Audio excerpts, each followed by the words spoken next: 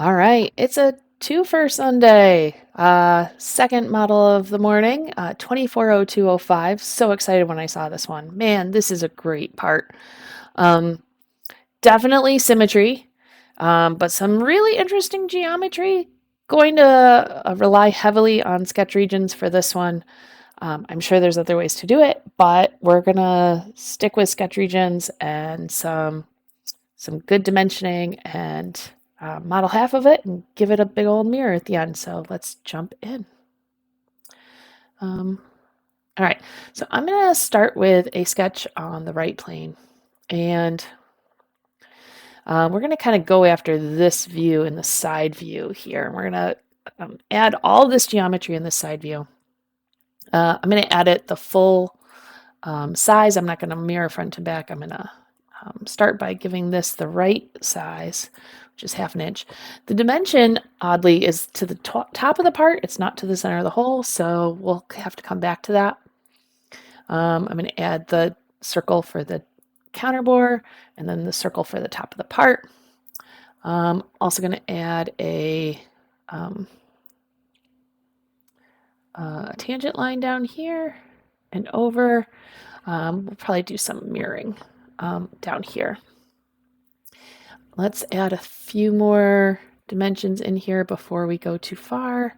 That's going to be 4 to the overall top. All right, I'm just going to add a few more things, and then we'll do a big mirror.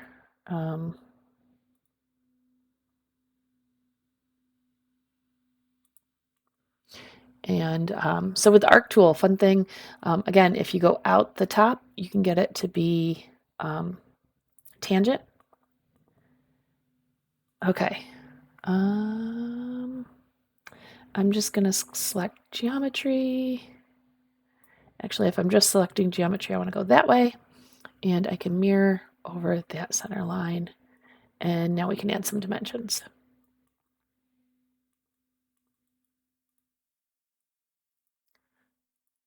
All right, so the overall width down here is 2.625. The height up to this little piece, oh, yeah, switch back to All Sketcher, that's why, is 0.25. That's from the front view. What else? The counter bore diameter, is that this one? Yep, that's going to be 1.25 from the right view. All right, I need a dimension that goes this angle. 14 degrees from the side view.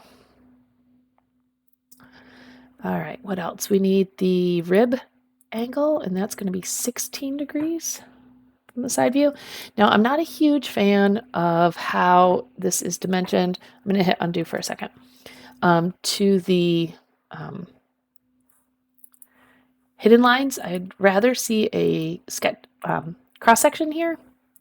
The overall height here is 1.5. That's shown in the front view.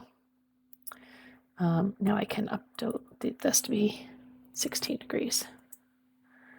And our last dimension, we've only got one weak dimension left, is the 0.5 in here from the side view.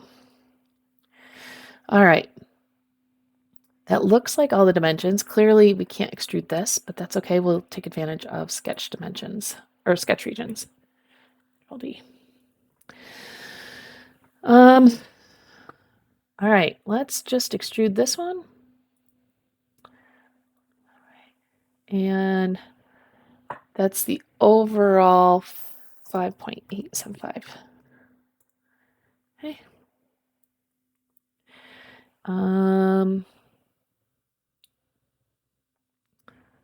Let's see what happens when we extrude this one. So we're going to flip it the other way. We're going to add a side 2.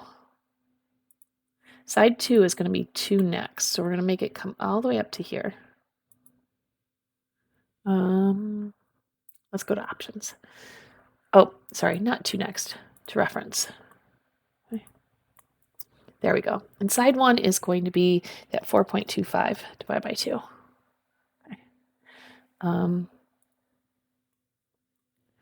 All right, we're going to do something similar with, let's grab both of those and give those an extrude. Okay, so we'll go we'll do it this way. To reference, we're going to make it go to the back.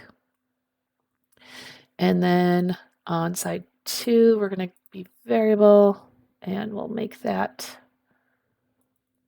3.5 divided by 2. Okay, and then let's extrude this one. And this is a remove material, so I should be able to do it as one side, but the depth is going to be, if I go parentheses, 3.5 divided by 2, plus 0.5. That should be the depth of the counterbore. If things are not right, that is my first guess is where I'm going to come back to. Okay. I think that's the main geometry. Let's add in that round. We're going to add in a round down here and here. 0.5 is the correct value. And let's add that top view. Okay, so we're going to extrude on the top. We're going to add let's just add an arc here to here, and then we're going to make it tangent. Doesn't seem to want to do tangent that way, so I'll force it this way. There we go.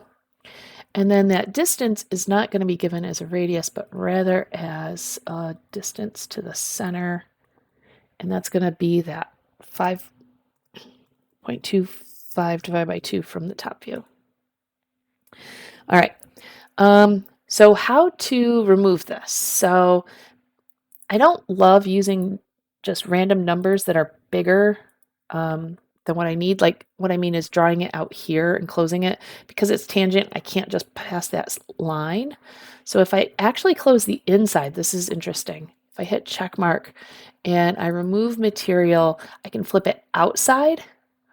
And we'll do through all. So we can actually sketch a region in Creo and remove on the outside of that region instead of the inside, which is nice. Okay. All right, that looks right based on the picture. Everything looks pretty good. I just have to mirror it. So we'll use the body mirror over the right plane. Okay, and then we'll take both of those bodies and merge them. And I'm going to hide that. I'm going to hide my sketch and just kind of check this out because this is a funky looking part. I want to look at it from the front view and just kind of make sure I got that right shape there. If I really want to check, I can go into hidden line or wireframe. Yeah, kind of hard to see with this yellow geometry, but it's looking like I got it going correctly. Let's change the material to steel. And see how we did. All right, so we're looking for plus or minus 0.02 pounds. So 4.93. Awesome. That was a fun part. Some really interesting geometry in there. And this outside's kind of rounded surface, maybe not obvious what's happening there. Same thing with the rib. I'd be curious to go back and do that again as a rib with the draft and the full round. But that particular part worked with extrudes and definitely took advantage of the sketch regions option. Fun part. All right, we'll see you again soon.